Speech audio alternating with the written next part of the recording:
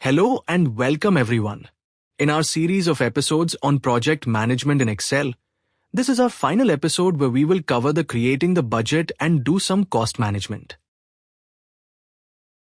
So, let's get straight to it. This will be the final group of Microsoft Excel documents that we will create that are related to budgets and cost management. In project management domain, the ultimate goal of the project manager is to have two things: a realistic budget with all related estimates and a process to track the actual spending against this budget. Let's see the steps. 1. Identify the cost-generating activities of your project by going through the activity list.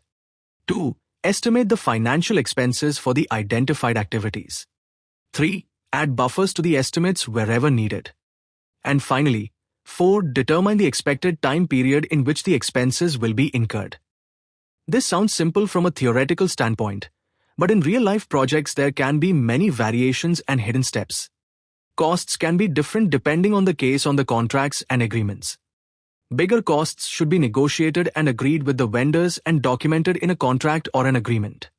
Smaller costs, on the other hand, may only be planned for and estimated during the planning phase, but without signing any contracts. The related expenses can be approved and made during the execution itself. Once all costs are estimated and the overall project budget is calculated and approved, the project will move on to execution. Better have your bank accounts prepared. Money starts flying out of your pocket at this very moment. But hold on, we need to start creating our Excel table. We begin as usual with a number column. Then the expense name where the project manager will describe what the money will be spent on the so-called cost-generating activity. Next, we have the budget amount. Let's now add this $96,000 to the table. We name the expense and then add the amount in the budget column. We need to properly format the financial numbers. To do that, select the cell and use the accounting number format to select a currency, in our case dollars. If the numbers are big, you can also hide the decimals using the decreased decimals function. Finally, we add a column for actual where the project manager will be adding all actual costs incurred. Whenever payments are done from the project budget, they have to be registered in this column. We apply the same formatting as we have financial numbers here. I can use the Format Painter functionality. In the same way, we can also add other cost elements in this table.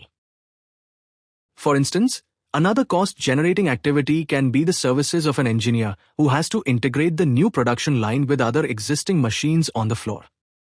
This time, however, the vendor cannot specify in advance what amount will have to be paid. They can only agree with your company about the hourly rate of the engineer and the prices of the various materials he may need to use. So how do we track this one? Let's check this one, but before that, don't forget to smash that like button. It really helps us keep the fun going. And if you haven't already, hit subscribe and ring the bell so you're always in on the next adventure. In this case, engineer services, we do not have an agreed final amount. Instead, we have a rate for the engineer services, daily or hourly rate for example, and prices for the materials they will use. Let's say specific cables, plugs, switches, machine oil, spare parts, etc. We will not know exactly what the total cost will be before the work is completed. We will need to work with an estimate here. The rates and prices will be agreed in advance, and what will remain provisional are the amounts of time and amount of various materials that will be used. Let's list them. Rates and prices of the vendor company engineer: daily rate $120. Cable 1 foot $30. Plugs and switches 1 unit $20. Oil 1 bottle $37. Let's add those to the budget file in Excel. This time it will not be as easy as the first case. We add the different expenses in the name column. As we already know, these are quite different in nature. The first one, engineer services, is counted per hour. The second one, cables, depends on the length of cable that will be used. The last two are driven by number of items and liters respectively. To avoid confusions, we will add this information in the next column and name it unit type.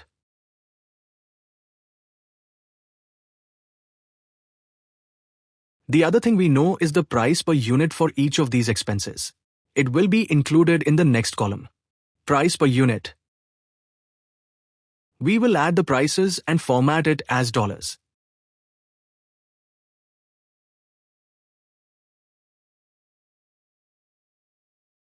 So, what should the next step be? Yes, it will be the number by which we need to multiply the prices. The amount of hours, length of cables that will be used, number of plugs and switches, and liters of oil. But how to determine those in advance? Well, by estimating them. Similar estimations are a true part of the planning process that the project manager goes through. They need to look for information from colleagues who are experts in the field and have experience with similar work and similar expenses in this case. The project manager can also interview project stakeholders, the sponsor of the project, the vendor company, and ask for estimations or other employees who may have valuable input. Research on the internet is another option in cases where the project manager does not have access to experts. Finally, fellow project managers can be consulted and their lessons learned. Okay, once the estimates are available, the project manager can add them to the column. Remember the buffers? Considering that estimations are not 100% accurate numbers, this is a particularly good place to introduce some buffers. As we have mentioned in the previous episodes, buffers are strictly dependent on the specific case at hand. The more uncertainty there is around a given estimation, the bigger the buffer to be added. In this example, I will increase the numbers.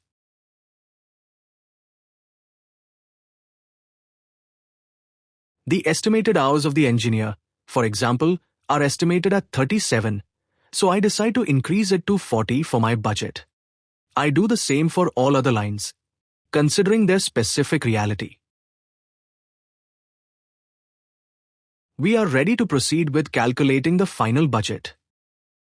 Hope you have subscribed by now. Keep viewing. Add the final budget column.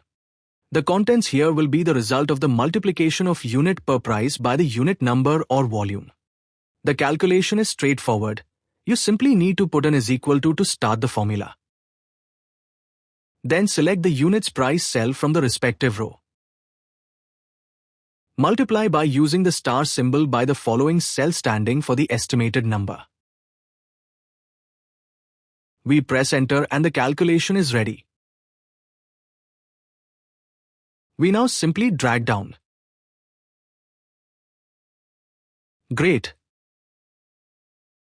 Moving on. We need to calculate the total of all these costs to see the full budget for the engineer services. We select the cell below the table and below the budget column and use the simplest sum formula. Typing again the is equal to. Then sum, and finally we select all cells above. Click enter.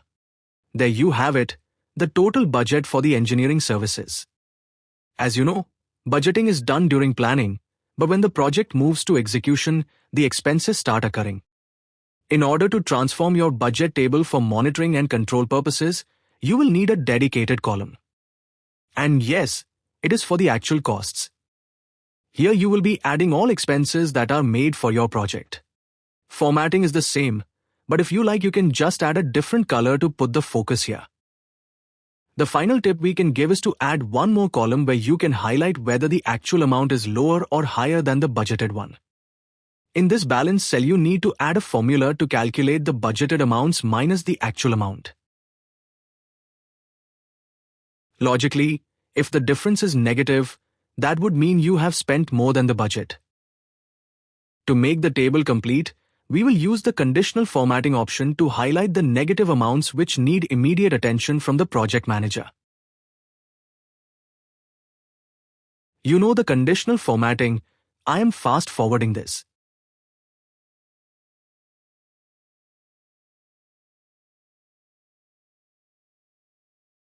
The negative amounts cannot be missed now, and the reasons for being over budget will have to be analyzed. Alright folks, that's it for today.